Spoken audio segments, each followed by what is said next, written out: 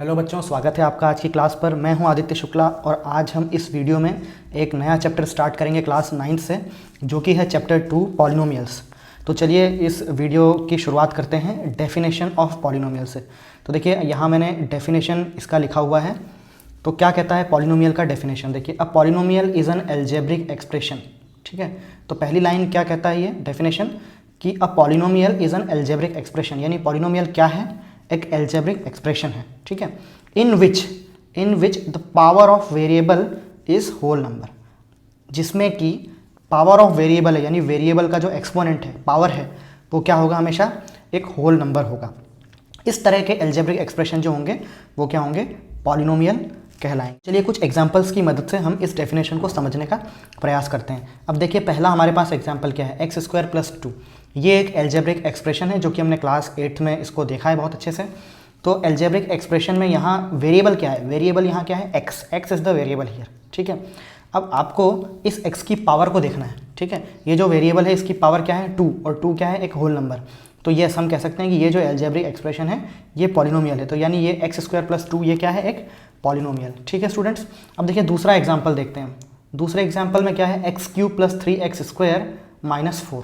ठीक है, तो आपको यहाँ पर वेरिएबल की पावर चेक करनी है। ठीक है, तो जो डेफिनेशन है वो ये कहती है कि जो पावर ऑफ वेरिएबल है वो एक होल नंबर होना चाहिए। ठीक है, एल्जेब्रिक एक्सप्रेशन में power of variable should be whole number. तो देखिए यहाँ पर फर्स्ट जो आप देखिए एक्स क्यूब, तो यहाँ x की पावर क्या है, 3 एक होल नंबर है, ओके करेक्ट।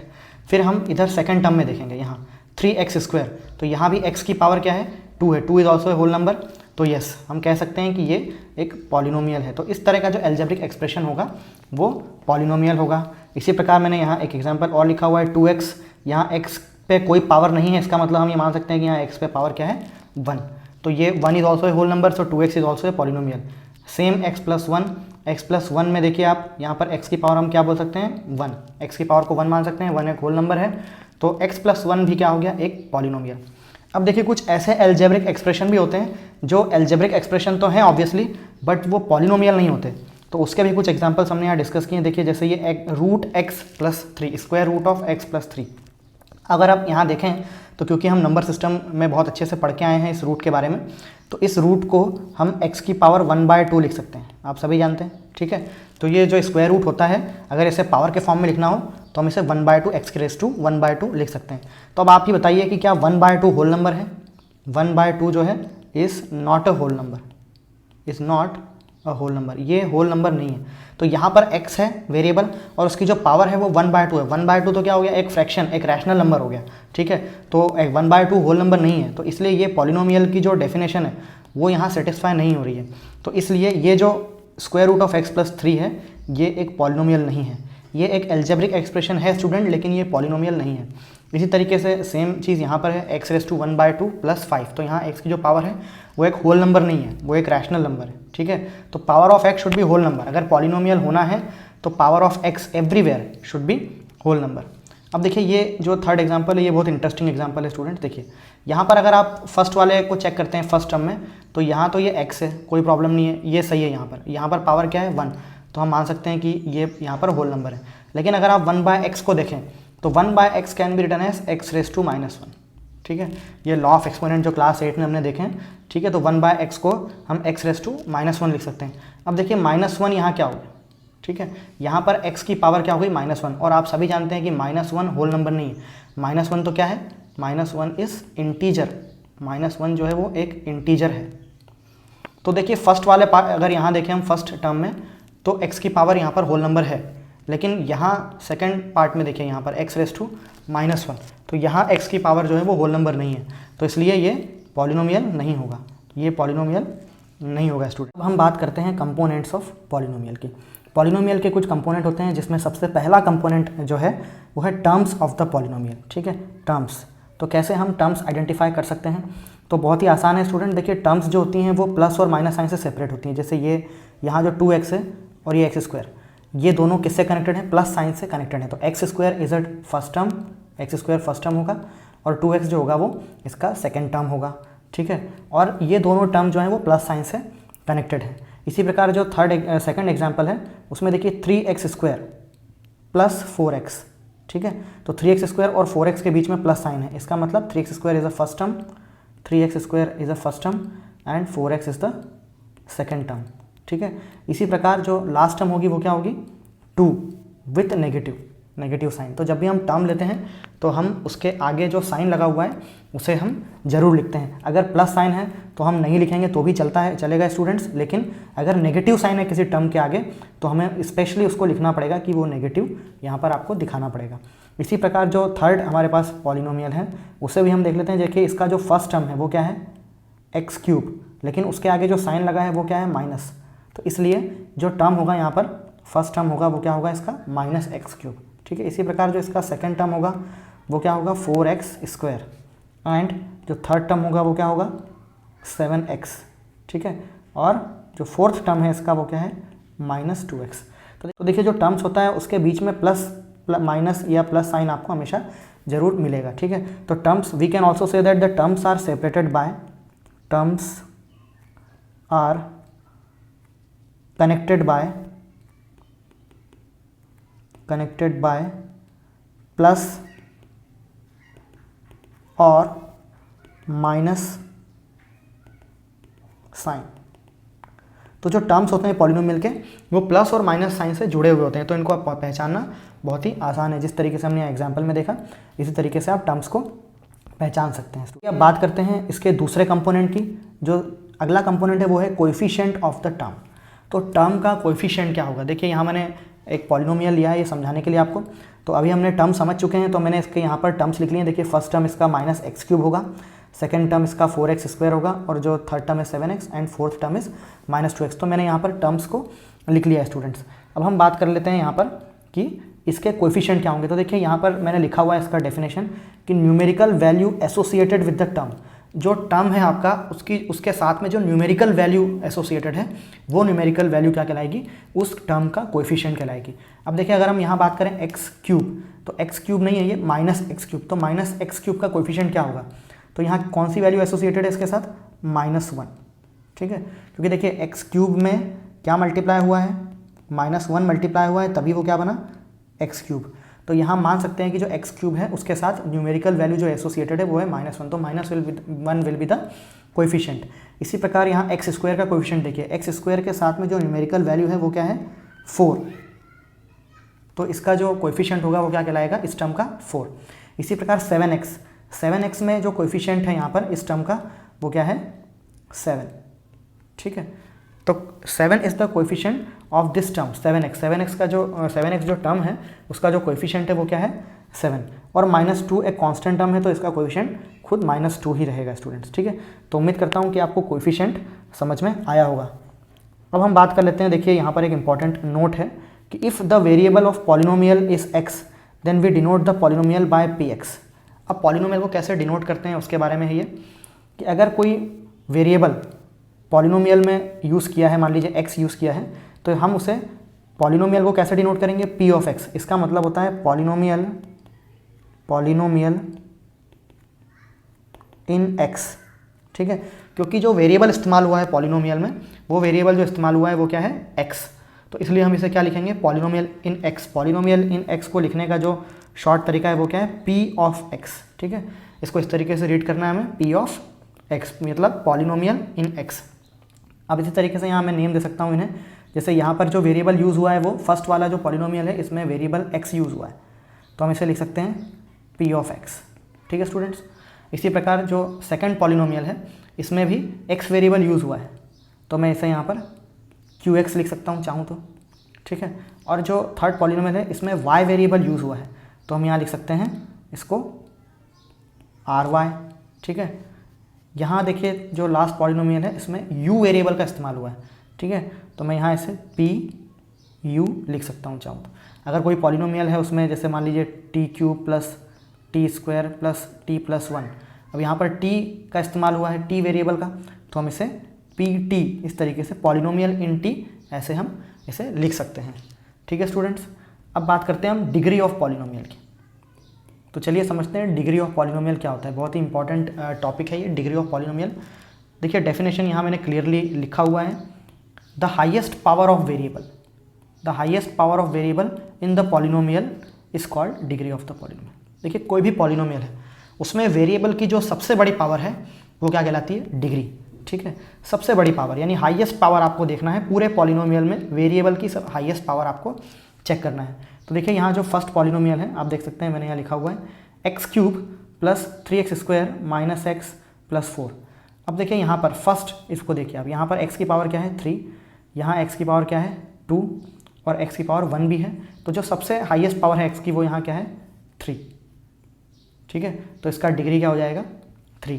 इसलिए जो सेकंड पॉलिनोमियल है इसमें x की हाईएस्ट पावर क्या है 5, तो 5 यहाँ क्या हो जाएगी डिग्री। ठीक है, नाउ जो look at the third polynomial, third polynomial में आप देखेंगे तो y की सबसे हाईएस्ट पावर आपको क्या दिख रही है, तो सबसे हाईएस्ट पावर यहाँ पर आपको y की दिख रही है 8। तो इसका मतलब यहाँ पर इसकी डिग्री क्या है 8। तो इस तरीके से आप डिग्री फाइंड कर सकते हैं। आपको पॉलिनोमियल में जो भी वेरिएबल है उसकी सबसे बड़ी पावर चेक करना है, जो उसकी सबसे बड़ी पावर होगी वेरिएबल की वही क्या होगा पॉलिनोमियल की डिग्री भी होगी। बात कर लेते हैं क्लासिफिकेशन ऑफ पॉलिनोमियल। ठीक है, तो देखिए क्लासिफिकेशन ऑफ पॉलिनोमियल में यानी पॉलिनोमियल का हमें क्लासीफाई करना है कि किस किस टाइप के पॉलिनोमियल होते हैं। तो देखिए दो तरीके से इसका क्लासिफिकेशन किया गया है। सबसे पहला है on the basis of terms, यानी किसी भी पॉलिनोमियल में कितने टर्म्स हैं उसके हिसाब से क्लासीफाई किया गया है स्टूडेंट्स। तो आप देख सकते हैं कि पहला जो टाइप होता है मोनोमियल्स। मोनोमियल्स मतलब polynomial having only one term, जिस पॉलिनोमियल में एक ही टर्म होगा वो पॉलिनोमियल मोनोमियल कहलाएगा। एग्जाम्पल हम देख लेते हैं, जैसे 2x या कह लीजिए x या फिर x² या फिर आप बोल दीजिए 3x। ठीक है, इस तरीके से जिसमें पॉलिनोमियल में एक ही टर्म होगा। ठीक है, ये एक पॉलिनोमियल है, इसमें एक ही सिंगल टर्म है। x is also a polynomial, only one term is there, x² is also a polynomial, एक ही टर्म है इसमें। 3x एक पॉलिनोमियल है, इसमें भी एक ही टर्म है।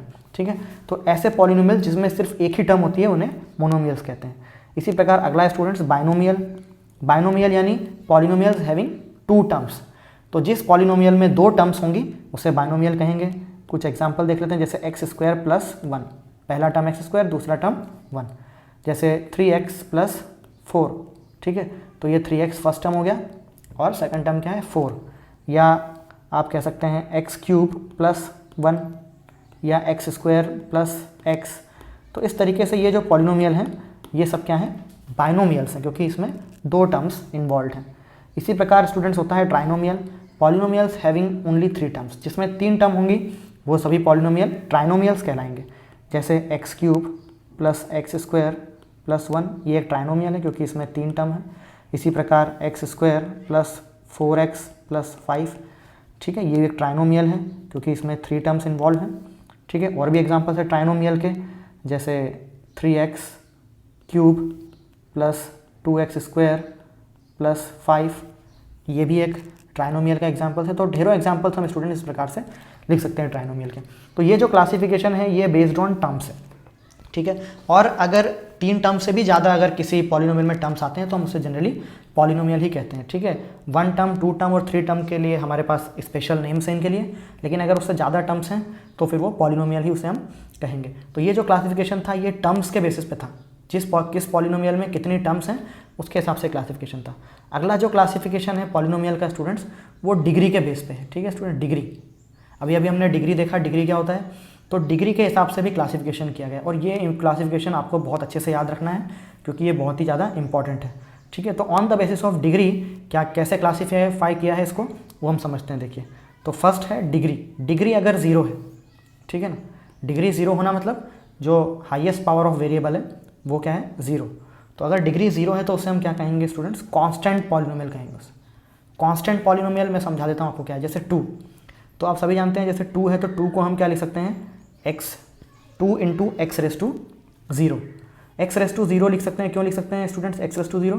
क्योंकि x⁻0 जो होता है वो क्या होता है 1। आपने लॉ ऑफ एक्सपोनेंट पढ़े हुए हैं, किसी भी नंबर की पावर अगर हम 0 लगाएंगे तो हमारा आंसर क्या होगा 1।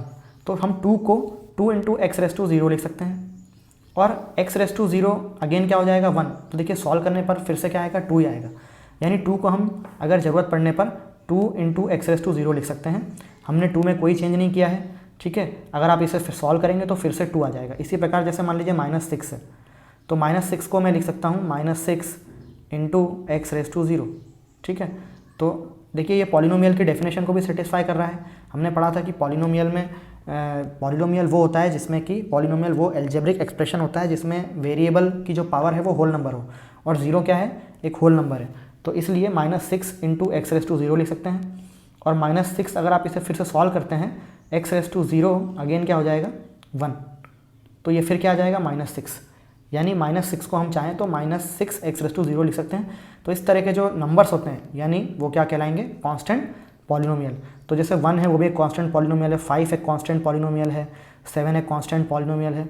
इस तरीके से जितने भी नंबर्स हैं एक्सेप्ट ज़ीरो, यहाँ पर आपको ध्यान रखना है कि मैंने ज़ीरो को छोड़ के, ठीक है, एक्सेप्ट ज़ीरो, ये मैं आपको आगे बताऊंगा कि मैं ऐसा क्यों कह रहा हूँ एक्सेप्ट ज़ीरो, यानी ज़ीरो को छोड़ के जितने भी नंबर हैं 1 2 3 4 से लेकर इनफाइनाइट तक, वो सभी कांस्टेंट पॉलिनोमियल हम उन्हें कह सकते हैं। चलिए अब बात कर लेते हैं डिग्री की। डिग्री अगर 1 हो, डिग्री 1 होना यानी एग्जाम्पल हम बता देते हैं आपको, यहाँ देखिए, जैसे मान लीजिए x + 1, ये एक पॉलिनोमियल है, इसमें x की हाईएस्ट पावर क्या है 1, कोई पावर अगर नहीं लिखी है तो इसका मतलब पावर 1 है। तो x की हाईएस्ट पावर 1 है, इसका मतलब ये जो पॉलिनोमियल x + 1 है इसकी डिग्री क्या है 1, और जिस पॉलिनोमियल की डिग्री 1 होगी उस पॉलिनोमियल को हम कहेंगे लीनियर पॉलिनोमियल। स्टूडेंट क्या कहेंगे, लीनियर पॉलिनोमियल। और भी एग्जांपल्स है जैसे 3x + 1, 4x + 5, 3x + 8। तो देखिए यहाँ पर x की जो पावर है वो क्या है 1, ठीक है, सबसे हाईएस्ट पावर 1 है। तो इस तरह के जितने भी पॉलिनोमियल होंगे उन्हें हम लीनियर पॉलिनोमियल कहेंगे स्टूडेंट्स। अब बात करते हैं अगर डिग्री 2 होगी तो क्या कहेंगे। देखिए डिग्री 2 जहाँ होगी इस तरह के पॉलिनोमियल क्वाड्रेटिक पॉलिनोमियल कहलाएंगे स्टूडेंट। क्या कहलाएंगे, क्वाड्रेटिक पॉलिनोमियल। इससे कुछ एग्जांपल्स हैं जैसे 3x² + 5x + 2। अब देखिए ये जो पॉलिनोमियल है तो x की सबसे बड़ी पावर यहाँ क्या है, x की the highest power of x, highest power of variable क्या है 2, तो 2 इसकी क्या है डिग्री, और अगर डिग्री 2 है तो इसका मतलब हम उसे कह सकते हैं क्वाड्रेटिक पॉलिनोमियल। और भी एग्जांपल्स लिख सकते हैं जैसे 2x² + 1 या x² + 4 या x² - 1। ये सभी क्या हैं स्टूडेंट्स, क्वाड्रेटिक पॉलिनोमियल हैं, क्योंकि यहाँ x की जो हाईएस्ट पावर है वो 2 है, और हाईएस्ट पावर 2 होना मतलब डिग्री 2 होना, और डिग्री 2 अगर किसी पॉलिनोमियल की है तो that polynomial will be known as quadratic polynomial. इसी तरीके से स्टूडेंट्स जितने भी पॉलिनोमियल की डिग्री 3 होगी वो सभी क्यूबिक पॉलिनोमियल कहलाएंगे, ठीक है। क्यूबिक पॉलिनोमियल के कुछ उदाहरण हैं, x³ + 3x² + 1, ठीक है। देखिए यहाँ पर जो x की हाईएस्ट पावर है वो क्या है 3, x की पावर 2 भी है लेकिन हाईएस्ट पावर हमें देखना है, तो जो x की हाईएस्ट पावर है वो 3 है, यानी इसका डिग्री क्या हो गया, इसका डिग्री 3 हो गया। और अगर डिग्री 3 है तो इस तरह के पॉलिनोमियल क्या कहलाएंगे, क्यूबिक पॉलिनोमियल। और भी एग्जांपल्स हम लिख सकते हैं जैसे 2x³ + 3x² + 4x + 1, ये एक पॉलिनोमियल है, इसमें जो x की हाईएस्ट पावर है वो क्या है 3, तो इसका मतलब इसकी डिग्री क्या हो गई 3, और जिस पॉलिनोमियल की डिग्री 3 है तो उसे हम क्या कह सकते हैं, क्यूबिक पॉलिनोमियल। हालांकि स्टूडेंट्स हमारे सिलेबस में नहीं है, लेकिन डिग्री 4 अगर किसी पॉलिनोमियल की है तो उसे हम बाय क्वाड्रेटिक पॉलिनोमियल कहते हैं स्टूडेंट्स। क्या कहते हैं, by quadratic polynomial. By quadratic मतलब डिग्री 4। तो ये है स्टूडेंट क्लासिफिकेशन डिग्री के बेस पे, ठीक है। उम्मीद करता हूँ कि आपको ये बहुत अच्छे से समझ आ गया होगा।